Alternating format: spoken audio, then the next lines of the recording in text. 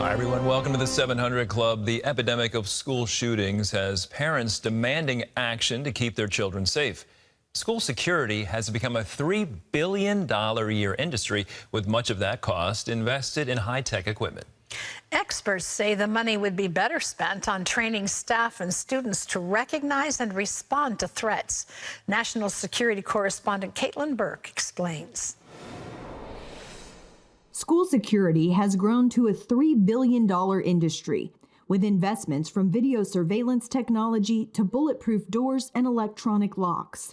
And while technology is important, experts say it likely would not prevent the next attack. When people are the problem, people are always going to be the solution. Jimmy Graham is the CEO and founder of Able Shepherd, an elite active shooter training program in Denver, Colorado.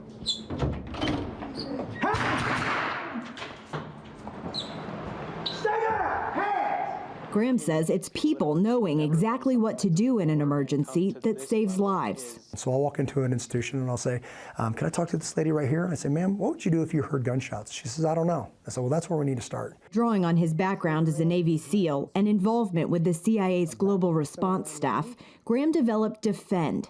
The acronym stands for Defense, Evacuate, Fortify, Emergency Medical Aid, Notify Others, and Dial 911. A strategy based on international safety protocols. There's an unbelievably efficient model for protecting our diplomats overseas, but not our children. Right? So why is that? Because it's the same model. That model, what I've done is I've scaled it and said we don't need, some of this stuff is not applicable, but to bring that back home and place the principles, here's a defensive principle. To get to them, you have to go through me. Able Shepherd also provides training for those likely to respond to active shooter situations, whether that be an individual, a security team, law enforcement, or even faculty.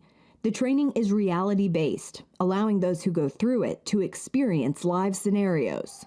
Gunshot, gun out, be ready, be ready, be ready. How? Whoa! Tell him to stay down, tell him to go down. Graham stresses that even with all the right tools, security plans won't work if school leaders don't maintain the proper environment. The best way to describe it would be this. I get a whole faculty together and I say, whose job is it to protect this place? And everybody at the same time says, mine. In 1999, as a first responder at Columbine, Deacon Ernie Martinez experienced the moment the country realized children weren't safe at school.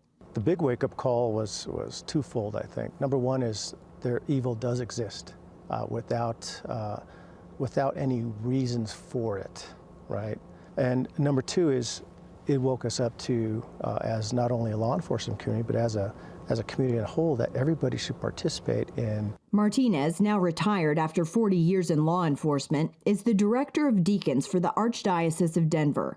Among his roles, helping schools in the Archdiocese come up with security plans. The important thing is collaboration, leveraging assets, partnering with local law enforcement, because we have parishes and churches and schools all across northern Colorado, and everybody is in their own different financial statuses, right? So you need to partner with your local law enforcement. You need to partner with local schools, whether they're public schools or not. It's common sense steps like training and collaboration that experts believe provide schools the best chance at stopping an active shooter, since preventing them entirely is highly unlikely. We're unique, right? What does America have that other countries don't have? Two things. One, a Second Amendment, and two, more guns than people.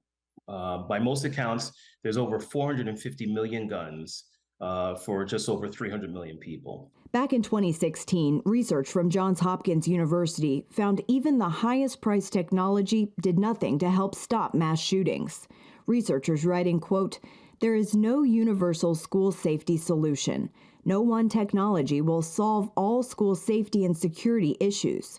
The sheer number of schools and school districts across the country, with different geography, funding, building construction and layout, demographics, and priorities, make each one different." What does school safety look like in our country? It looks as bad as Uvalde and as good as Tennessee, and everything in the middle. Former D.C. Homeland Security Chief Donnell Harvin says it's important that people keep talking about school security even after the news cycle moves on. Many people are apathetic and have given up, and many people are desensitized. And we can't allow that apathy and that kind of, mindset to take hold of the fact that the next shooter is planning and there's kids in that classroom. When it comes to school security, parents can also make a difference. The key is communication. Ask your child's school what they're doing, what they're not, and then don't stop asking until you get the right answer. Caitlyn Burke, CBN News, Denver, Colorado. Thank you, Caitlyn. You heard that security expert say that many folks are desensitized at this point. However, most, if not all, parents who see their children go off to school on the bus or they drop them off at the front entrance of the school pray or are concerned that day about the safety of their children. In this country, we shouldn't live that way. So I'm so glad to hear of these trainings going on. Interesting, too, the technology really is not the difference maker. It's parents and students and faculty and teachers being vigilant and aware.